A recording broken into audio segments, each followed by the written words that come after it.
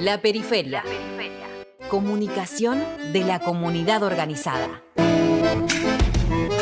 Lo que también se pone en discusión en la Argentina en este contexto tiene que ver con el mundo del trabajo. El mundo del trabajo está siendo vapuleado no solamente a partir de lo que implica el paradigma materialista que se impone con mayor virulencia en este contexto, sino también a través de lo que implica la desintegración del mundo del trabajo tal cual lo conocíamos o tal cual lo concebíamos a partir de la injerencia que tiene la política liberal que aplica Javier Milei, al cual no le interesa el trabajo, no le interesa la producción. Y a través de que no le interesa la producción, no le interesan tampoco los derechos laborales. En realidad, que no le interese la producción tiene que ver con la forma de cómo va a desintegrar los derechos laborales y cómo se prepara para una etapa siguiente de este estadio para ir sobre las organizaciones sindicales en la República Argentina. Para profundizar en esta temática le damos la bienvenida a un compañero, amigo de la casa, al doctor Juan Manuel Martínez Chas. ¿Cómo está, Juan? Muy bien, Gustavo, gracias por la invitación y bueno, un gusto estar acá con ustedes. Bueno, ¿cómo analizás esta coyuntura donde se avanza paralelamente sobre los derechos laborales, sobre las organizaciones sindicales, pero también sobre el trabajo? Bueno, forma parte de una misma política, como vos lo decías, ¿no? En realidad, montado sobre los déficits de 40 años de democracia y problemas de representación de los partidos políticos, ha asumido el gobierno un grupo de personas que son básicamente encabezados por el presidente Milei, que son básicamente rehenes o voceros del establishment financiero. Por eso me parece que es lógico este proceso del paraíso neoliberal ultramontano que lo que hace es desestructurar o intenta desestructurar toda forma de comunidad, de desarrollo social, un ataque muy fuerte a las organizaciones libres del pueblo, sindicatos, movimientos sociales, a la iglesia en primera instancia, a cualquier estado de organización, a la universidad pública, y en base a eso sustentado con un proyecto económico de un Estado ausente y una economía donde la cuestión financiera, que es un gran globo de cristal que es 10 veces más que la economía en el mundo, no está en diálogo con la economía real y por lo tanto no está en diálogo con el trabajo, que es el factor fundamental de integración de la sociedad, ¿no? Ahora, hay que rediscutir la estructura productiva en la Argentina, sobre todo con la injerencia de la tecnología y este capitalismo de plataforma que además se ciñe más en la rentabilidad que en la producción, aun cuando sea servicio. Hay ya quienes están dando esta discusión, ¿no? Donde hablan de tecnofeudalismo, por ejemplo, en función de que el capitalismo queda subordinado al capital, por ejemplo, ¿no? Y esto cambia la directriz de la matriz productiva. Está claro. Por eso, bueno, estamos en ese proceso de transformación hace bastante tiempo. Creo que en Argentina no se está debatiendo la cuestión de la digitalización y la inteligencia artificial y cómo, a pesar de no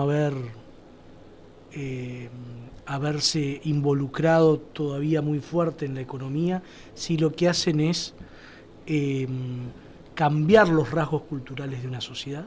Yo creo que los rasgos culturales de las nuevas generaciones son diferentes. Hay que volver a interpretarlos, hay que tener un esquema de desarrollo y una visión de país para ellos que los contemple.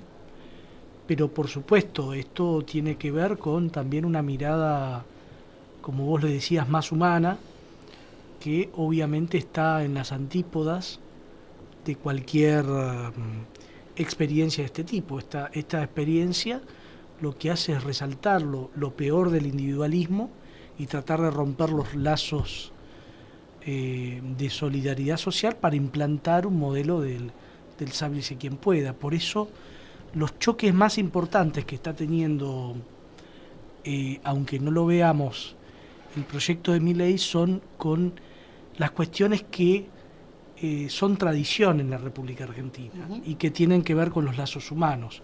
Por eso el choque con la Iglesia, el choque con esa visión que tienen los movimientos populares de tierra, techo y trabajo como una manera de expresión, de expresar la vida en comunidad, y con las organizaciones sindicales, que básicamente no se trata solo de una cuestión económica o de un costo laboral, sino que plantean un capitalismo más humano que tenga en cuenta la elevación cultural, social de los trabajadores y de su grupo familiar. Ahí está el nudo de la cuestión cultural que tenemos que... Es curioso porque a nivel global uno puede venir observando que, por ejemplo, desde el grupo de los BRICS, por un lado, con Euroasia reafirmándose a nivel global, empiezan a discutirse estas cuestiones también, ¿no? Porque el último encuentro que se hizo en Kazán, Rusia, de los BRICS, se discutió esto, ¿no? Salir de la estructura materialista para recuperar también un poco el sentido tradicional de la cultura. Rusia esto lo viene trabajando hace mucho tiempo a través de su propia filosofía, y ahora da la sensación de que con el triunfo de Trump esto podría encaminarse en Estados Unidos también para otra dirección. No porque Trump propiamente lo vaya a proponer, sino porque el concepto del nacionalismo que propone Trump también tiene ese arraigo en la tradición, por lo menos, de Estados Unidos, y otra vez vuelve a cambiar el panorama global. Y la discusión va a pasar por otro lado también, saliendo del capital financiero. Digamos, si uno tiene en cuenta, por ejemplo, lo que hizo Trump en su gobierno anterior, se confrontó con el capital financiero, confrontó con Wall Street. Bueno, da la sensación de que el mundo se reordena en esa discusión, y en la Argentina con Milei estamos discutiendo la Argentina preperonista absolutamente atrasada y totalmente dependiente.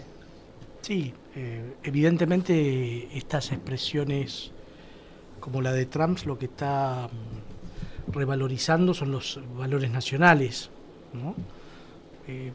Con los que podemos o coincidir o no, que es Estados Unidos lo que representa para Latinoamérica, pero evidentemente él hace un llamado a un bien superior que tiene que ver con las herramientas principales de lo que fue el sueño americano, que seguramente tiene mucho más que ver con eso de modelo de producción, de trabajo, de estudio y desarrollo, dejando en claro algunas cuestiones que tuvieron más que ver con la agenda progresista de los últimos 20 o 30 años, que con el modelo de Wall Street o de los Chicago Boys, que es el que adhiere fundamentalmente Milei. Vamos a ver cómo esa cuestión se procesa, porque,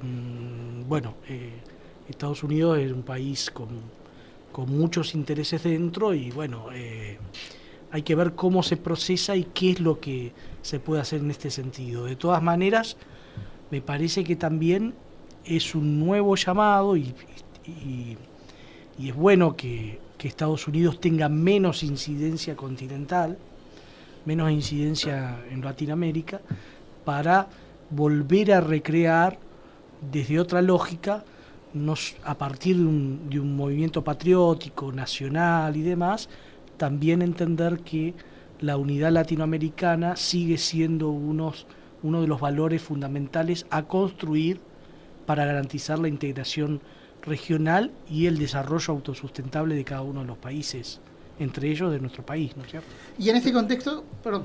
No. Analizando un poco lo que venía exponiendo Juan Manuel, digo, este tipo de gobiernos, como bueno, pasó Bolsonaro en Brasil, y hablando más de Latinoamérica, que son por ahí el sueño de los multimillonarios, o sea, porque en realidad la falta de regulaciones, la ausencia total del Estado, la caída de los convenios colectivos de trabajo. Digo, si algo tenían nuestras democracias de bueno, era que a la hora de votar, cada voto valía uno, el del multimillonario y el del trabajador. Digo, ¿cuál fue el proceso? ¿Qué nos llevó a nosotros, a los trabajadores, a elegir en contra nuestra?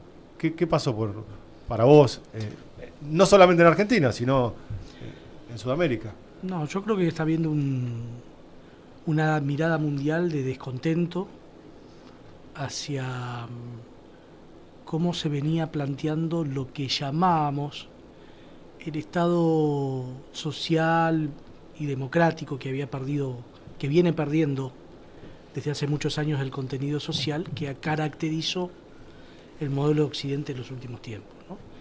Ese modelo que en el periodo de acumulación permitía la presencia de un estado de bienestar fuerte. Debemos recordar que aún en los países escandinavos, en el último tiempo, ese estado tiene más financiarización, menos estado social. El estado social se ha achicado. Evidentemente el posibilismo de los organismos internacionales de crédito, con los viejos lemas del ajuste fiscal, de la sostenibilidad y demás, ha hecho perder esa visión humana de cada una de las sociedades. Entonces tiene que cerrar los números y no importa la calidad de vida de los habitantes. También es cierto que el nivel de consumo, como lo señala el Papa, ha traído como consecuencia fuertes migraciones que, bueno, han cambiado las sociedades, ¿no? Se han tornado más defensivas. Está pasando en Europa con este dato también se vio en las últimas elecciones europeas. Bueno, hay un proceso que yo creo que hay que revertirlo desde otro lugar, no desde el discurso de pensar que los derechos sociales son únicamente los derechos de nueva generación, aquellos derechos que por ahí son los menos alcanzables. No estoy diciendo que hay que segregar a las minorías, pero creo que es muy importante integrar a las minorías en todos los países que existen. Además que las minorías pueden ser diversas y distintas, pero tomando como base un Estado social de derecho y de bienestar que contemple a la mayoría. Porque me parece que en el último tiempo ese Estado social, productivo, que generaba empleo, bueno, esto va también de la crisis, como consecuencia de la crisis del empleo y de la falta de imaginación de la gobernanza mundial y de la política para darle señales a este tema. Bueno, es una serie de cuestiones vinculados también con el orden económico mundial, que evidentemente la pérdida de la soberanía de los estados incluyó también la pérdida de confianza en los gobiernos, en la política y en el sistema, pero hay que recuperarlo desde otros lugares, desde otros valores. Igualmente, quiero, como para ir redondeando, creo que en general el problema que va a tener este giro a la derecha es que los actores no están pensando exactamente lo mismo. Trump puede tener una idea en un país en desarrollo, claro. Otros países pueden tener otra idea diferente. El caso de Bolsonaro fue clarísimo y me parece que ahí se van a poner las dicotomías y en definitiva, en la mayoría de los casos van a terminar con más exclusión, con más hambre, con menos empleo, porque son más fáciles estos sectores. No digo el caso de Estados Unidos, pero en el resto de Latinoamérica son mucho más fáciles de ser captados por el sector financiero y esto en definitiva, como lo estamos viendo, va a terminar en la represión mayor de los grandes sectores populares. Por ahí es donde tenemos que buscar la salida de la autocomposición, ¿no? Entre el 7 y 8 de noviembre vas a estar participando del encuentro que se va a realizar en Quequén sobre las organizaciones sindicales y sociales frente a la crisis, el ajuste y la reforma laboral. Bueno, algo que se tenía que haber anticipado y no se anticipó, ¿no? Por lo menos desde el campo político, porque ya el liberalismo en la Argentina preanunciaba su intención de impulsar una reforma laboral. Con Macri la pretendió hacer, pero no llegó a concretarla. Hubo de hecho una transformación allí a través de distintas modificaciones de convenio colectivo de trabajo, pero no se plasmó de la manera que pretende hacerlo este gobierno. Bueno, este tipo de encuentros sirve para poder catapultar este tipo de discusiones y deberían expandirse a otros ámbitos también. Sí, este es un encuentro que los colegas de Necochea y Quequén, a partir de una iniciativa del Sindicato de Obreros Aceiteros de Quequén, convocan una serie de abogados que tenemos en común participar en el asesoramiento de los actores sindicales para reflexionar sobre diversos temas, ¿no? Sobre la reforma laboral, sobre el modelo sindical, sobre la coyuntura que implica el neoliberalismo y demás. Sí, bueno, quizás sí, bueno, eso es un debe que tenemos todos, ¿no? Habernos anticipado esta cuestión. Pero también un debate muy fuerte que se pierde sentido las palabras, porque siempre que se habla de reforma laboral, se habla de caída de derechos. Nunca se habla de una reforma laboral que incluya a más trabajadores que hoy están, por ejemplo, en la informalidad. Hoy prácticamente... De hecho, la reforma más grande que se hizo en la Argentina la hizo Perón. Está claro, ¿no?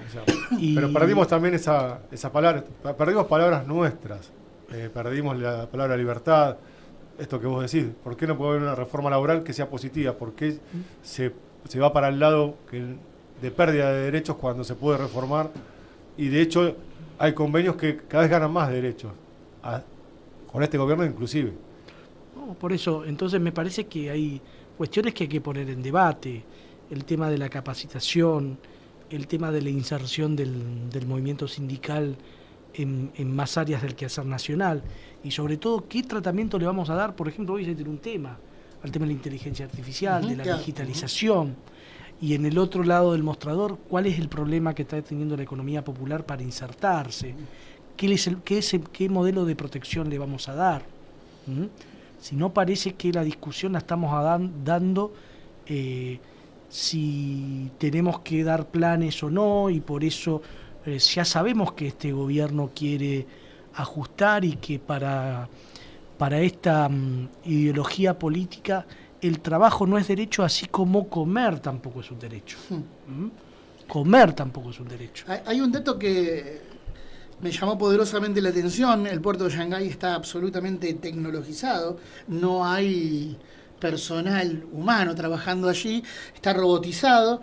Digo, si bien todavía en la Argentina esto está muy lejos de llegar, es la tendencia general, ¿no? Donde se desplaza un trabajo o un empleo y no se lo sustituye, sobre todo en países dependientes con características de semicolonia como la Argentina. China lo puede hacer porque tiene cierta autonomía para hacerlo de esta manera. ¿Qué va a pasar con esos puestos de trabajo que inexorablemente van a ser acaparados por la tecnología? Porque allí también hay una cuestión de cómo nos reinsertamos a nivel global en estos contextos, ¿no? Sí, primero hay que planificar y pensar la nueva cuestión del trabajo. La nueva cuestión del trabajo tiene que ver con pensar las formas como se viene vinculando el trabajo, cómo ha mutado, los nuevos trabajos, cuál es la inserción de la tecnología además, pero también entrar en un diálogo entre sociedad, movimiento de trabajadores, Estado, sobre cuál es el trabajo al que aspiramos, en el marco de la sociedad a la que aspiramos. Ese tema hace mucho que no se discute. Quizá pudo haber sido una discusión, como decía Martín recién, de la década del 40, posterior al 17 de octubre del 45, o por ahí con un poco de antelación. Una discusión producto del modelo de sustitución de importaciones de la década del 50, del 60, pero no es una discusión de hoy. No es una discusión de hoy. Y yo creo que no es una discusión de hoy porque no interesa el futuro del trabajo como herramienta integradora de una sociedad. Se piensa en otras formas de integración. Se discutió en los dos planes quinquenales y en el plan trienal. Esa fue la última discusión que hubo sobre de qué manera nos dedicamos a producir y en qué producimos para salir adelante. Y el tema es, cuando nosotros hoy pedimos industrialización para generación de trabajo, tenemos que ver qué industria y para qué trabajo. Hoy una industria de, si queremos, de telas, sí, con 4 o 5 personas, se maneja toda la industria por la tecnología que existente. Hoy los barcos ya prácticamente no necesitan casi tripulación. Entonces, cuando nos sentemos a discutir esto, tenemos que ver esto que está pasando. También que Argentina está atrasado un par de años y hay un montón de cosas por hacer. Digo, ¿a dónde ponemos la fuerza productiva para que haya trabajo para todos? ¿Y a dónde nos sentamos a discutir que la tecnología es esencial para el crecimiento de la nación? Pero es una discusión que no se dio hasta el 73, fue la última vez. Después no hubo. Bueno, vos lo dijiste bien, lo que falta es una mirada de país hacia dónde vamos y planificar con esa mirada de país, teniendo en cuenta las realidades también que tienen que ver con qué podemos producir para el mercado interno y qué podemos vender al mundo. Donde el eje no sea el consumo netamente, ¿no? Porque cuando se discute esto se pone de relieve el hecho de primera instancia el consumo, y cuando vos pones el consumo como primera instancia, la inclusión va a ser por ingreso indefectiblemente, y no vas a generar ningún tipo de reestructuración de la matriz productiva, en función de preguntarte eso, ¿no? Y le sumo una pregunta que se hacía Scalabrini y Ortiz también para la misma época, ¿no? ¿Para quién trabajan los argentinos? A mí me parece que eso tampoco está en discusión hoy en la Argentina, porque el campo político está más permeable a discutir cuestiones que son secundarias y no de fondo. Sí, y también tenemos que ver con que estamos poco acostumbrados, como decía Martín, desde hace más de 50 años, desde el año 73, a no discutir estas cosas, a no tener proyectos nacionales. No se ha recreado un proyecto nacional. Ese quizás fue el último, seguramente el último. Entonces, esto hace que nos anquilosemos en muchas cuestiones. Seguramente no discutimos eso porque pensamos la inexorabilidad del mercado para discutir algunas cosas. Y cuando el mercado distribuye de la manera que está programado para distribuir, no de la manera que nosotros... Inequitativamente, no hay manera. Obviamente. Y por otro lado, me parece también que al movimiento obrero le cabe en este momento un rol diferente. ¿Cuál sería ese? Ese rol es empezar también a diseñar y articular con algunos sectores de los sectores productivos, inclusive algunos sectores del campo, ver de qué manera nos vamos a parar ante el futuro con todas estas realidades que estamos teniendo hoy. Creo que las últimas iniciativas de poder discutir una política productiva, de desarrollo, desde la CGT y con otros sectores también datan de la década del 90. Y siempre lo hacemos como consecuencia de una política defensiva. Pero yo estoy viendo que hoy ni siquiera como una política defensiva se está tomando. Hay que salir de la coyuntura. No, claro. Evidentemente, esta coyuntura, esta lectura no tiene salida. No tiene salida. El otro día hablábamos y yo te decía que ¿cuál es el proyecto de Milei? Bueno, el proyecto de Milei es el gobierno del mal vivir, contra la visión de los aborígenes de esta tierra que hablan del buen vivir, es la cultura del mal vivir.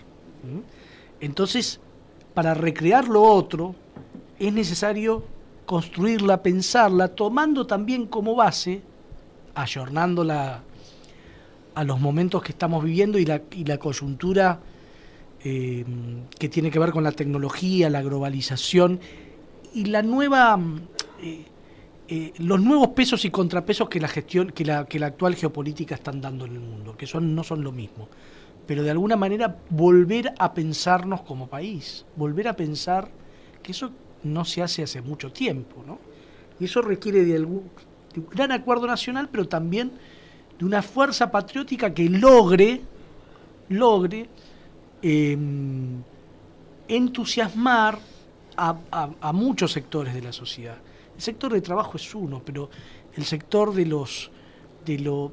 la producción, del trabajo, de los servicios, también forma parte de esa mirada social ascendente que supo tener Argentina. Y me parece que eso está faltando. No desconociendo que la realidad la realidad a nivel mundial de esos programas que tenían que ver con desarrollos sustentables, con producción de maquinaria pesada, media y demás, hoy van a estar bastante limitados por la coyuntura internacional, pero por lo menos hay que pensarlos. Hablas de repensar la patria y de repensar este proyecto de nación, y me retrotraigo a viejas discusiones que hemos tenido, que son permanentes, que también están plasmadas en los materiales que producimos, como en nuestro libro, y es pensar la actividad marítima, portuaria y naval de la República Argentina como un acontecer político estratégico en el plano global y ahora en el plano de la multipolaridad, ¿no? Aun cuando sea difícil competir contra monstruos como China, ¿no? Porque se le ha dejado el lugar a China para que eso ocurra. Y Argentina no ha tenido un proyecto estratégico en torno a este sector del transporte que es nodal para la producción nacional. Sí, obviamente, y como lo dijimos antes, en nuestro sector lo que podemos ver es que hay asignaturas pendientes enormes, ¿no? Porque lo que no hubo una conversación para pensar este sector, no sé, probablemente desde los 40 años de recuperación de la democracia acá, seguramente, ¿no? Y eso nos debe, y no fue, y en esto hay que dejar a salvo al movimiento obrero, no fue porque el movimiento obrero no lo propuso. Ahí tuvimos una falta de cuadros técnicos, faltas de cuadros políticos y una mirada muy cortoplacista de la política. A pesar de ser un país con una plataforma marítima inmensa, con recursos histícolas, con antecedentes no solo por su desarrollo portuario, naval, sino por este gigante de desarrollo que es la hidrovía, ¿no? La industria naval, pero ni siquiera pudieron tomarse como bases esos proyectos, ¿no? Creo que la lógica del mercado va a asignar y va a hacer que esto camine, también formó parte de la lógica de algunos gobiernos populares, o que llegaron pensando que eran populares. Y esto nos llevó, en definitiva, a que esta falta de planificación fuera planificada justamente por el mercado, que planificó como planificó. Después el 8-17, el 17-72 y lo que estamos viviendo hoy fueron prácticamente consecuencias ya dadas de algo que se venía plasmando. Sí, que mucho. los gobiernos populares no derogaron, ¿no? El 8-17 claro, está vigente, y eso deja al estatuto neoliberal o de la semicolonia vigente, ¿no? Y bueno, lo decimos siempre, en épocas negativas o de gobiernos no nuestros, el movimiento obrero ha logrado sacar 2 leyes con el 100% de aprobación de las 2 cámaras, que es la ley de la marina mercante y la industria naval, y ha sido derogado el artículo 10 y 14, que era lo que daba movimiento, que era la parte económica, que estábamos hablando de 2.000 millones, que es lo que vale el soterramiento de Sarmiento, que no se hizo, y se gastaron 3.000, digo, y en el gobierno nacional y popular ya estaba armado, no es que había que hacer algo nuevo. Había que recuperarlo. Ya estaba, había que ponerlo en marcha y no se puso en marcha. No se pudo realizar el Canal Magdalena o iniciar el Canal Magdalena, no se pudo relicitar la hidrovía si hubiera que hacerlo o no, o sea, tener un plan para eso. El movimiento obrero, como lo dijo Juan Manuel, sí, presentamos un plan de qué hacer y cómo beneficiaría al país. Digo, desde el punto de vista mínimo o máximo nos han ganado en la batalla cultural. Nosotros en la escuela escribíamos La Vaca y hablábamos y hacíamos un trabajo con eso y nadie no se miraba al mar. Claro, no se Entonces, decía el pescado o claro, el barco, ¿no? La oligarquía nacional nos ganó desde ese lugar y hoy se siguen descartando comida para 3 millones de personas en el mar argentino. ¿Por qué? Porque no se respeta una ley que existe que obliga a no descartar, a no depredar nuestros mares. Solamente contraerlo no habría indigencia. Digo, en un momento donde donde faltan dólares, la mayoría de las bodegas que navegan por nuestros ríos, por nuestros mares, son extranjeras. Se están yendo 7.000 millones de dólares en bodega, que aparte de encarecer nuestros productos, no quedan en el país. Y ahora con la liberación más todavía, ¿no? Va a ser más complejo poder recuperarla. Y con el convenio con el puerto de Uruguay se termina de enterrar algún indicio de lo que es un puerto nacional. No haber acelerado el proyecto del Canal Magdalena implicó un problema, ¿no? Esta cuestión de armar comisiones para no hacer nada también fue una manera de paralizar cualquier avance en ese proyecto, sobre todo porque allí también se hizo participar a las provincias, pero se dejó de lado la voz del movimiento obrero. Estábamos sentados en la mesa. Lo que pasa es que son comisiones armadas para que no pase nada. Claro, bueno. Porque es muy difícil poner de acuerdo a distintos intereses. Lo hablábamos hoy con la CGT. Es muy difícil armar una medida de fuerza cuando tenés compañeros que no llegan a fin de mes y compañeros que están en otra escala. Entonces es muy difícil articular ahí. Digo, acá si metiste tanta gente dentro de una comisión, y es muy difícil porque al de Santa Fe le sirve algo, al de Corrientes le sirve otra cosa, al de Buenos Aires otra, y al de La Pampa, que no tiene parte de la hidrovía, pero sí saca por la hidrovía lo que se produce, también le sirve. El movimiento obrero tiene. Entonces es muy difícil de armar. Ahora, y como información, el lunes que viene va a haber una reunión en la provincia de Buenos Aires, una presentación, una nueva comisión de la provincia, que estamos los sindicatos ahí adentro, para reactivar el tema del Canal Magdalena. Claro, si lo hubiéramos hecho con un gobierno nacional propio, porque los ríos son nacionales, se podría haber estado adelantado. Digo, cuando teníamos también una draga funcionando, que ahora ya está abandonada, con personal que hoy están echando. Digo, no aprovechamos la oportunidad histórica. Es que no haber tomado las decisiones políticas por parte de los gobiernos nacionales y populares, o que asumieron con esa bandera, trae estas consecuencias de aquellos mares, de estas tempestades, porque la derecha sí tiene decisión política. Por último, Juan, hablamos de distintos espacios y quedó fuera un poco el tema de hablar del derecho, ¿no? El derecho laboral, que también está siendo bastardeado, porque cuando tenés un presidente que dice que la justicia social es una aberración, que parte ya de una premisa anterior, que es la premisa de Margaret Thatcher, diciendo que la sociedad no existe, se borra todo límite de derecho, ¿no? ¿Cómo se inserta allí el derecho, y sobre todo el derecho laboral, bajo esta conceptualización que tiene el gobierno nacional? Y en este momento el derecho laboral se tiene que insertar como una opción emancipatoria y constructora de escenarios de mayor igualdad social. ¿Por qué? Porque el esquema, como vos bien lo decías, que tiene que ver con los procesos de los 80 y con los gobiernos que hoy nos conducen, estiman que el derecho laboral no debería existir como disciplina.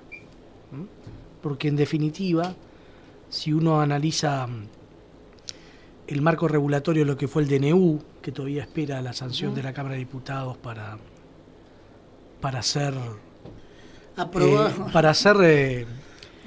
rechazado, y varias de las consecuencias de las cosas que estamos viviendo hoy en materia de regulación energética, y de la Corte, que no se expidió tampoco. Bueno, pero por lo menos ese capítulo está suspendido, el capítulo laboral, pero eso es responsabilidad de la política. Claro. Esa es responsabilidad absoluta y pura de la política.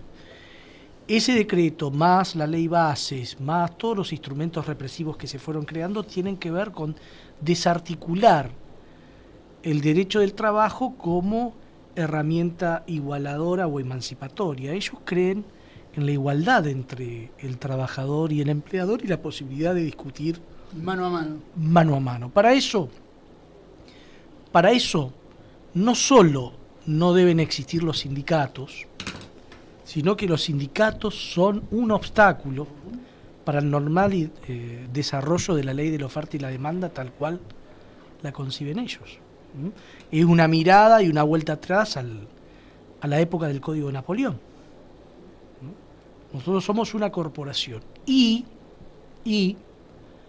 también asentado en alguna mirada que hemos tenido en algunos gobiernos populares. Quiero hacer hincapié ahí porque, Sí. digamos, también son cosas que hay que resolver para el futuro. Y que hay que discutirlas también, ¿no? Donde hubo algunos líderes políticos que pensaron que no eran necesarias las instituciones intermedias para ser los interlocutores o para dirigirse al pueblo, ¿no? Entonces, en definitiva, por caminos diferentes, se llega a la misma conclusión. Y hoy vemos cómo el movimiento obrero, a pesar de los grandes problemas que tienen, sigue sosteniendo su sistema de obras sociales, sigue sosteniendo sus criterios de turismo social. Es más, las mutuales sindicales hoy están asistiendo a los compañeros con pequeños préstamos en estas épocas mucho más que en otros momentos. Una mochila a principios de año implica un montón de cuestiones que el compañero hoy no podría sufragar de otra manera. Pero ¿esto qué implica? Yo creo que la caída o la tergiversación de lo que significa el derecho del trabajo es tratar de hacer caer al modelo de bienestar, a los sindicatos y a todo lo que significó, en definitiva, el peronismo. Y me parece que esa mirada es la que tenemos que reconstruir. Porque, como ha quedado demostrado en los últimos tiempos, y la historia en esto nos enseña, los derechos nunca están garantizados si no es con la movilización. Porque así como se ganan, se pierden en procesos de retroceso histórico como el que estamos viviendo. Aquí hay que resistir, obviamente.